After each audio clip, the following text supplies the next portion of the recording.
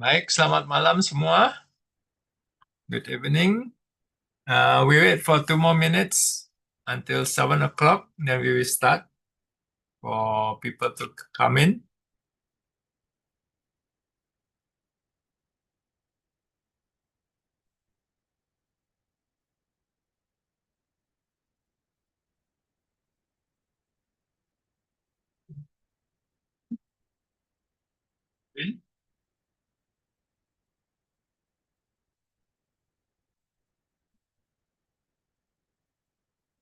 We still have people joining in.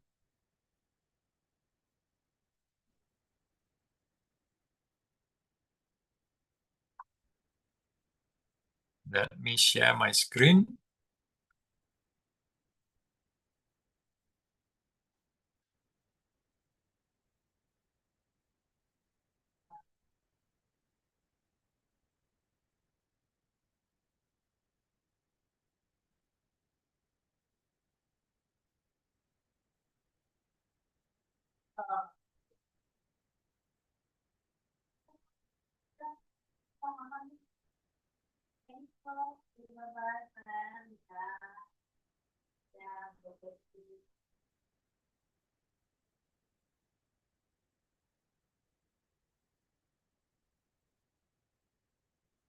Okay, it's 7 o'clock. Let's start.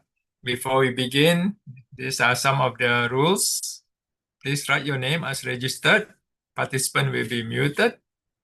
If you got question, please raise your hand and we will unmute you and you can speak. Let me introduce the speaker, Ms. Rena Kwok, CFA. She's a senior credit analyst for Bloomberg Intelligence, specializing in banks and non-banks in Asia. Prior to Bloomberg, Rena has acquired years of experience in regulatory and frontline corporate lending aspects of credit under OCBC and UOB in Singapore. She has knowledge in Basel risk management, balance sheet management, and credit. Her industry expertise spans across bank, real estate, wholesale, and retail sector. She earned her degree from NTU. She is both CFA and CAIA, that is Certified Alternative Investment. Both are from CFA Institute. CFA is from CFA Institute. Then the other one is closely collaborate with CFA Institute. She also obtained the ESG, currently known as Sustainable Investing Certificate, also by CFA Institute. The time and place is yours, Rena. Go ahead. Thank you, Rahmat. Hi, everyone. So allow me to share my screen. Before I start, I just want to wish all of you a great, happy 2026. I hope to see some of you in person when I go up to Indonesia for work sometime. Now, so today is on Southeast Asian banks. How do we see the Southeast Asian banking sector in 2026? And I want to bring you through the bank's balance sheets to their bonds performance. Now, with that, let's dive in deeper. Before I just want to dive in deeper into today's presentation, thank you, Rahmat, for introducing me.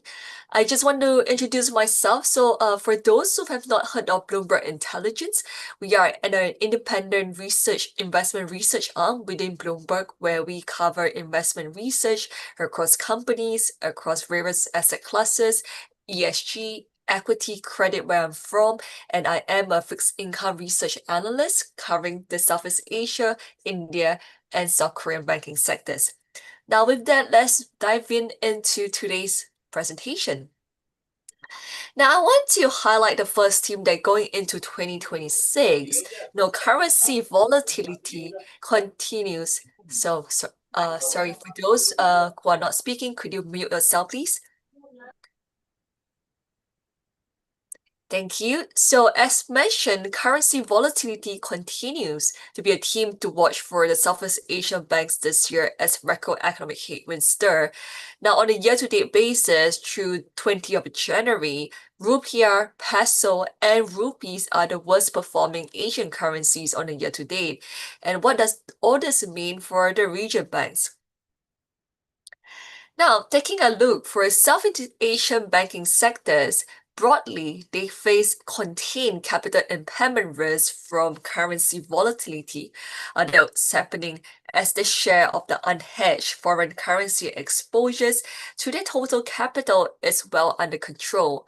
And this is how we see in the chart right here as we assess the bank's net open position is actually very much contained. It's actually in low, I would say low teens for some, and that means that conservative net open FX position for most of the banking sectors in this region will limit the risk from the large movements across the currency pairs.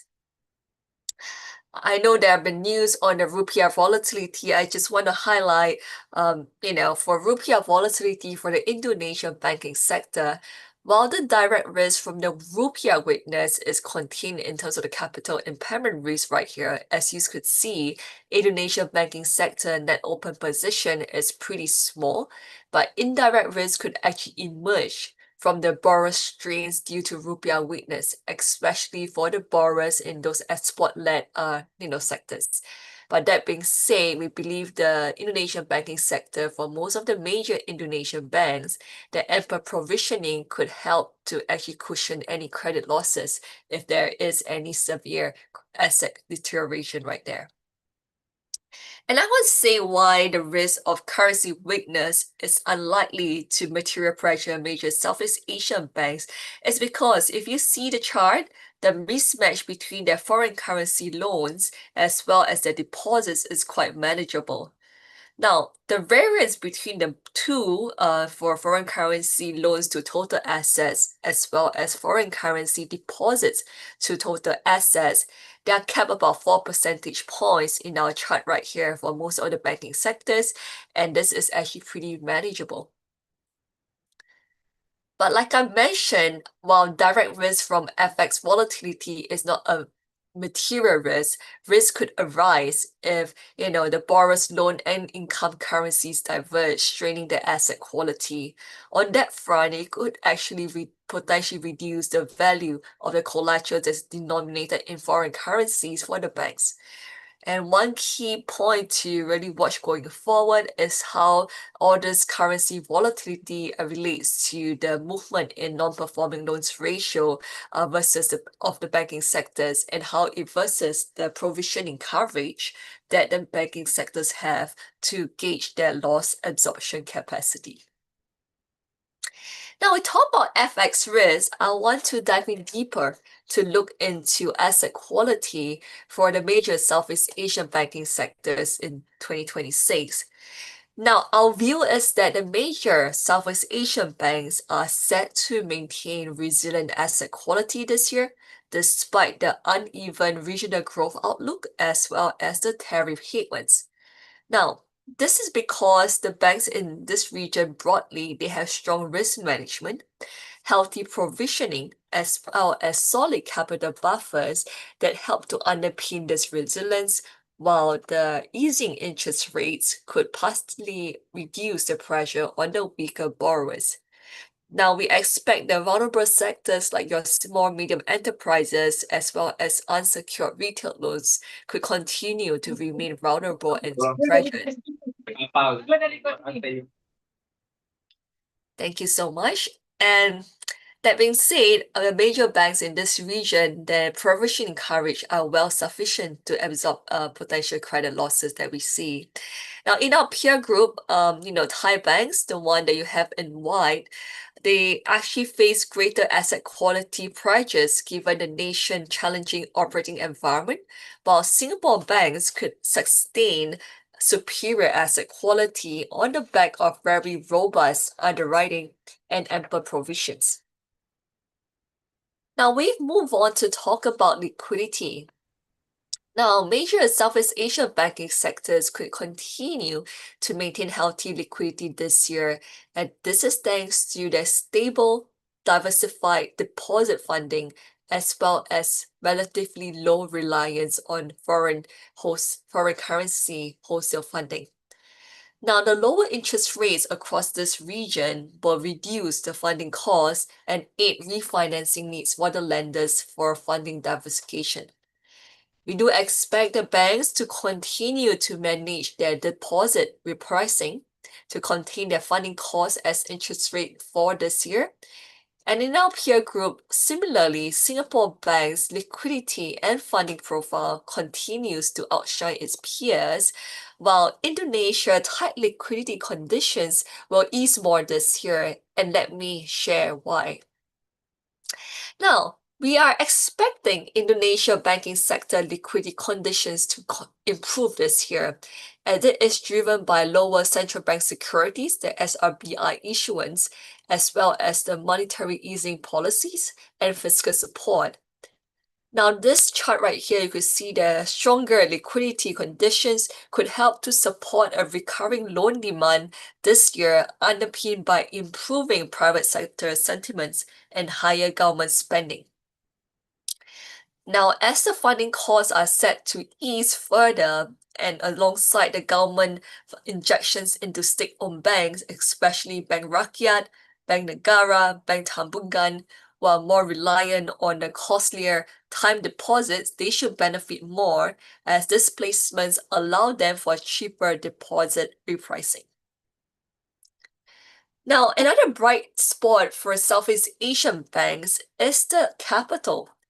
Now, Southeast Asian banks' capitals will continue to be very healthy this year, supported by resilient earnings, prudent lending, as well as disciplined payout ratios. Now, this provides a good buffer against any potential second-order tariff impact. But we do expect the capital ratios across banks in this region to normalize this year, but still remain very much comfortable above the regulatory requirements. And you could see the chart, the suboptimal AT1, additional Tier 1 and Tier 2 capital ratios, the ones in orange and white. This allows room for the lenders to optimize the capital mix as interest rate fall. And we expect as should the interest rate plateau and the global economy starts to steady, banks with excess capital might pursue modest M&A plans to capture the regional growth or AI improvements to drive medium-term profitability. In Southeast Asia, Indonesian banks' capital are among the highest in our peer group, mostly. And lastly, I want to talk about profitability for fundamentals before we move on deeper to talk about bonds performance. Now, for profitability, profits for major Southeast Asian banks are set to moderate slightly to varying degrees this year as the interest rate cuts reduce the net interest margin. However, this will be partly offset by recovering loan demand, stronger non-interest income, as well as lower funding costs, while credit losses should stay manageable. Now, banks with diversified non-interest income streams should outperform this year. And investment banking, capital markets, as well as wealth management fees are set to rise with more deal-making activities in the pipeline, as well as affluent client growth. Now, the continued technological improvements and spending might slightly pressure the lenders' cost-to-income ratios. Now, as of second quarter 2025, major Indonesian banks' profitability continued to outperform most of the Southeast Asian peers. And in our peer group, we continue to expect Thai banks' profitability to remain a laggard this year. We covered up on fundamentals, and I want to move on to talk about the Southeast Asian banks' bonds performance. Now, firstly, in terms of bond supply, Southeast Asian banks' bond supply, mainly in local currency, will remain a small share of the Asia ex-Japan market in 2026. And that is because solid capital and liquidity profiles ease refinancing needs. That being said, dollar as well as diversification needs could spur some of the offshore issuance by the major bank with good access to the market, for instance, the Singapore banks. As well as some banks might also refinance costly additional Tier 1 instruments into Tier 2 bonds to replenish the capital or optimize their capital structure amid interest rate cuts as well as falling interest rates. Now, this is very telling because see my table right here. The total composition of a Southeast Asian bank's bond issuances is less than 2% of the Asia ex-Japan market. It remains very small. I want to move on to talk about additional Tier 1 bonds. Now, for major Southeast Asian banks, only $1 additional Tier 1 bonds will be callable this year for a total amount of 600 million outstanding, making it a very manageable call year this year. Now, the $81 that is callable in March this year is from Krung Thai Bank, a major Thai bank with strong capital cushions as well as healthy asset quality outlook despite a challenging local operating environment. Now, Krung Thai Bank Tier 1 capital ratio is at least 8 percentage points above the minimum requirement of 9.5% as of third quarter 25. And this shows that the bank is very well capitalized and does not need the capital. I want to point you to the table that you can see the reset spreads indicated by the indicative reset spreads in our peer group currently exceed the coupon rates, and this provides the incentive for the lenders to call back their additional Tier 1 bonds. Now, so far, Southeast Asian banks broadly have maintained a good track record of calling back their bonds on the first call date, but that depends and varies from lenders and remains to be watched, going forward as we assess the risk of holding an AT1 instrument. Now we talk about bond supply, and I'll move on to talk about bond performance. Now, looking firstly in terms of dollar senior unsecured bonds, my chart shows you that the senior debt broadly trade in line in ratings and credit for the Southeast Asian banks, but we do expect the Thai bank's dollar senior curve to widen slightly versus the Philippine banks in 2026 on higher asset quality pressures, given that Thailand is facing a lot of economic headwinds. And moving on, I want to highlight a potential relative value view despite bond spreads are multi-year tight that we see. Now, this is a chart on Bangkok Bank dollar Tier 2 bonds, which is currently rated Baa3 by Moody's.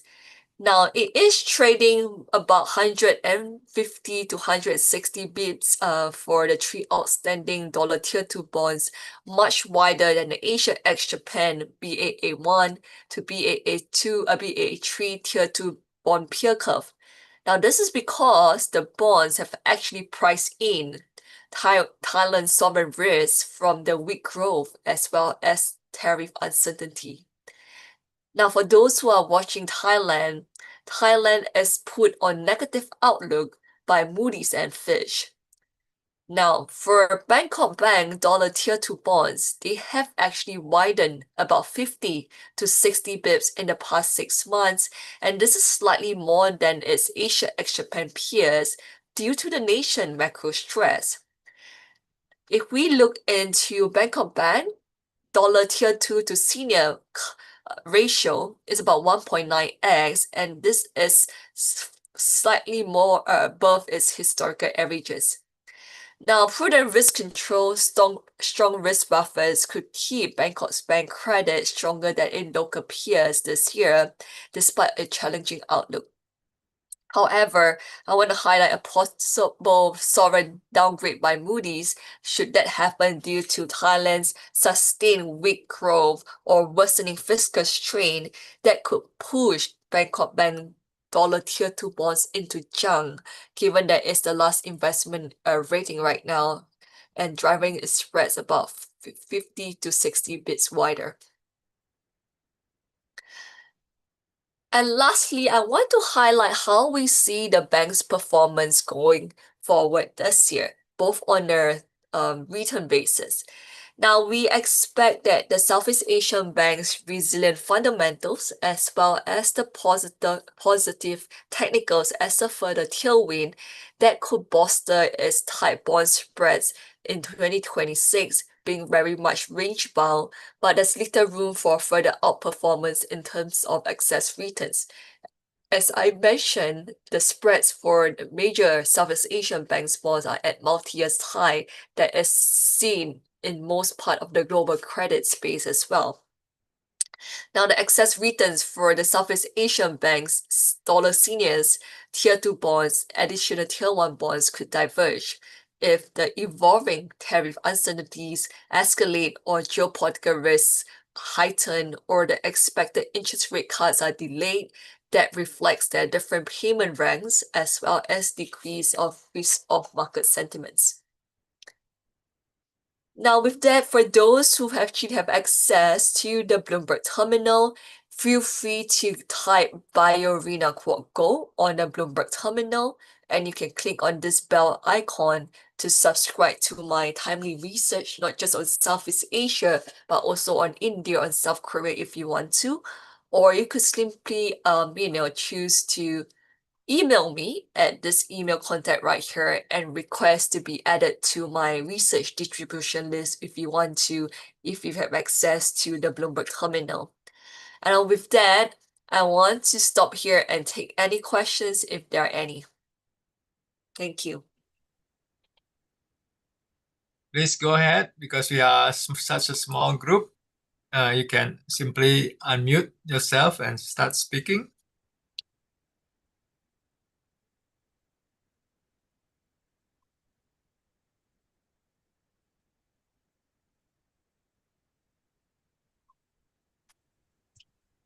Hi, this is Antonia. Can I have a quick question? Sure.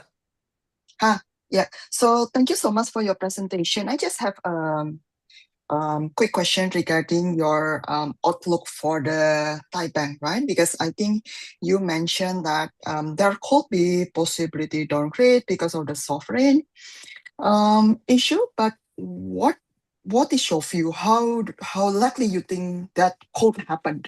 And if that happens, what do you think about the timeline? Yes.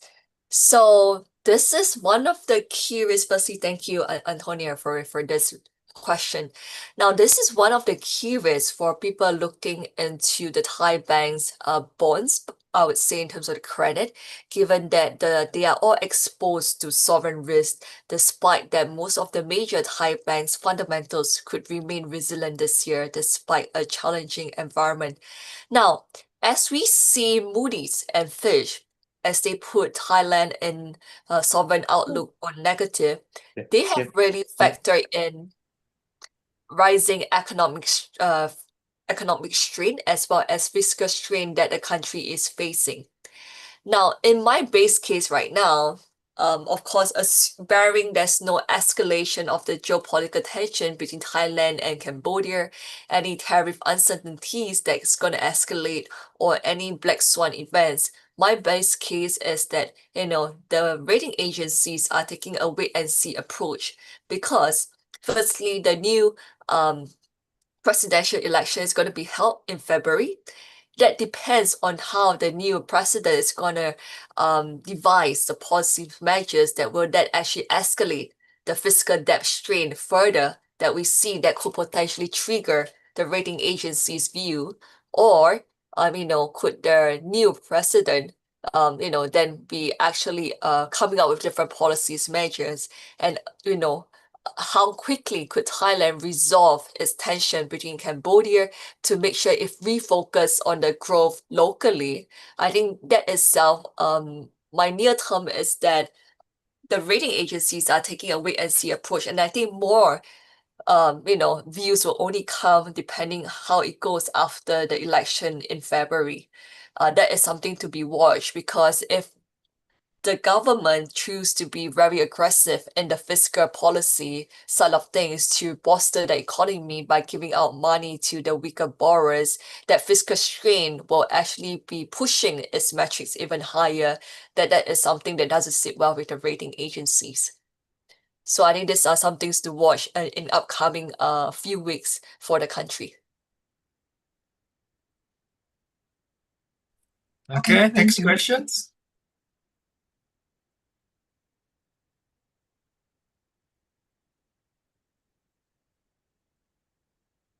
Next Any question, further- simply unmute yourself and start speaking.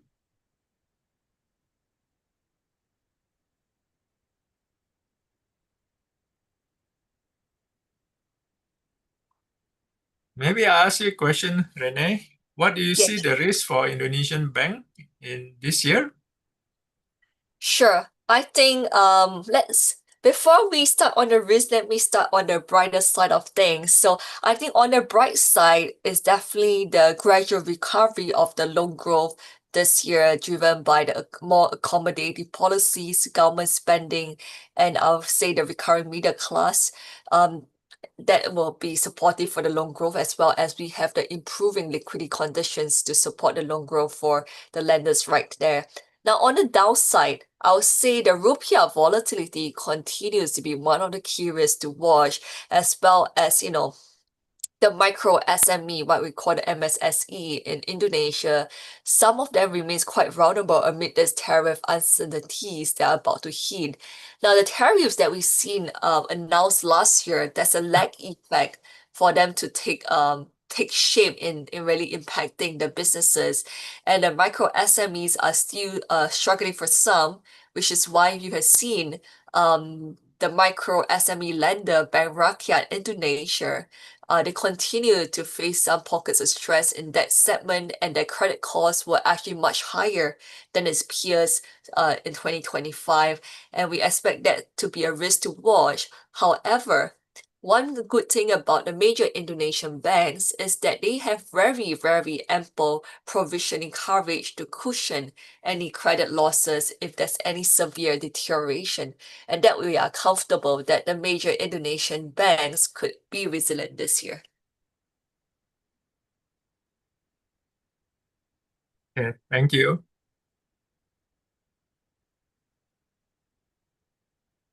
Please go ahead. If you have any questions, simply unmute yourself and start speaking. Yes, I have a question. Go Sure. ahead. I have a question about one of your slides. I don't know whether it's correct or not, but you're showing the yield curves of those countries. And I've seen that Indonesia has already, yes, this one. Yes. So the negative yield curve, is that correct? And the other one is flattening? Okay. Thanks for asking this. Firstly, this is only if you see firstly Indonesian banks, they hardly issue dollar bonds, right? So in this chart itself, you have Bank Bukopin, that's one, and of course a couple of I think Bank Mandiri. Now the reason why it's inverted is because Bank Bukopin credit is quite weak, which is why you see Bank Bukopin's dollar seniors are trading much wider than its peers. This because it's actually trading on a weak credit. Now, Bank Bukopin, if you actually have been watching this bank, it has actually been reporting dismal and very subpar asset quality and profitability for many years. While it has actually returned to black last year by actually massive cost cutting, it continues to be quite weak and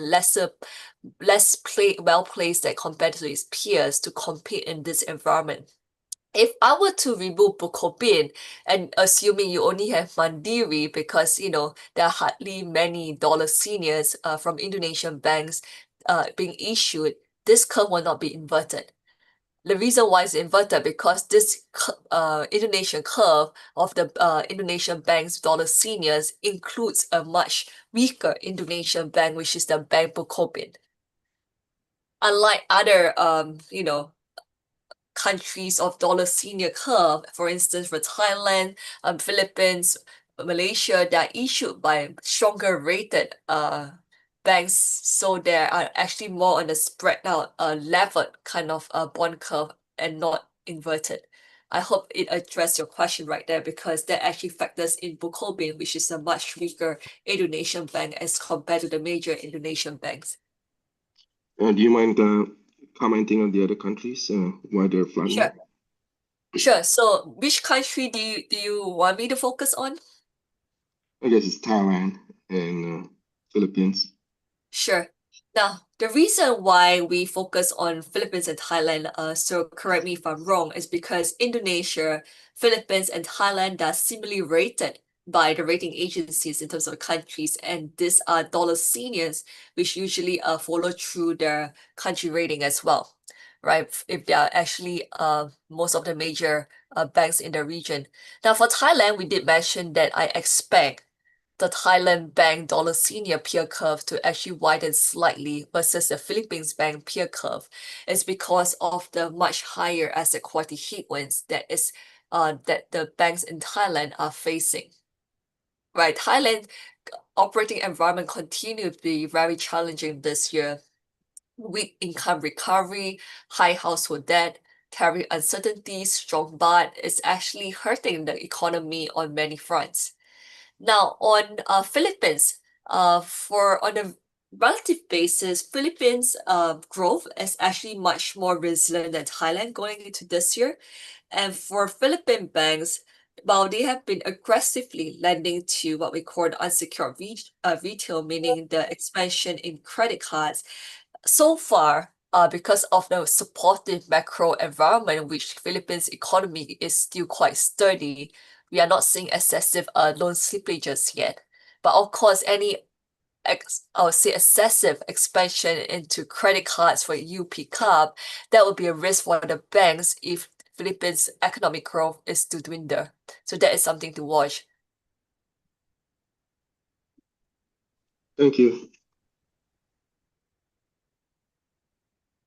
Thank you for your question, Pargo. Any further questions?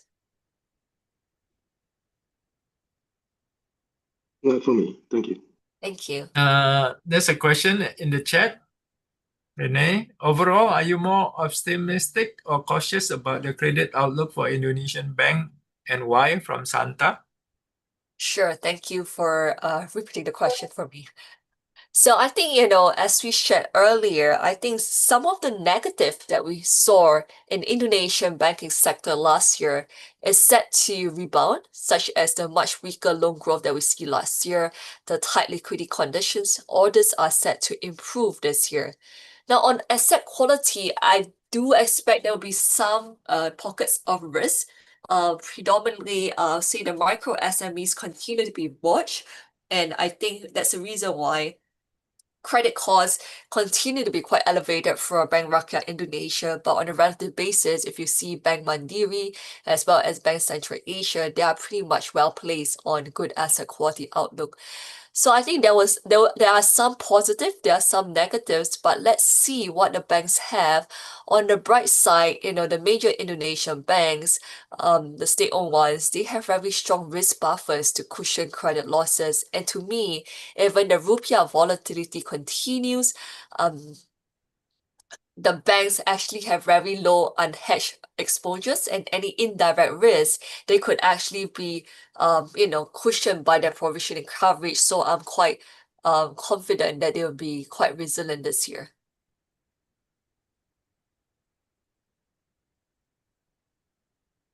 Okay, any other questions? If you want, you can simply unmute yourself and speak.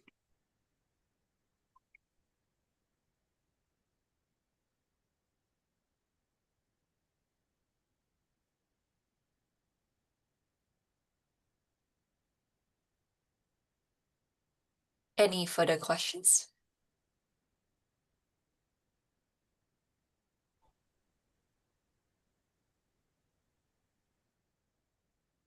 So Renee, in your view, the regional banks, which country is the weakest in its outlook for this year? Good question. I would say the strongest continue to be Singapore banks. both from the macro outlook front as well as the bank's fundamentals. For the weakest, it will be Thailand because the macro outlook is weak, but the major Thai banks' fundamentals are resilient. So they are actually on a relative basis on the tougher side because the macro operating environment is much tougher for Thai banks.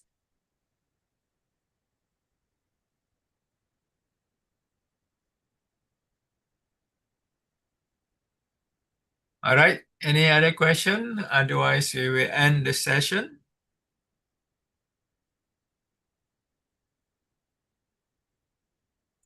If anyone have any further questions after I send this deck, feel free to actually, you either email me if you want to be added to my distribution list, or you have any further questions, you could email me.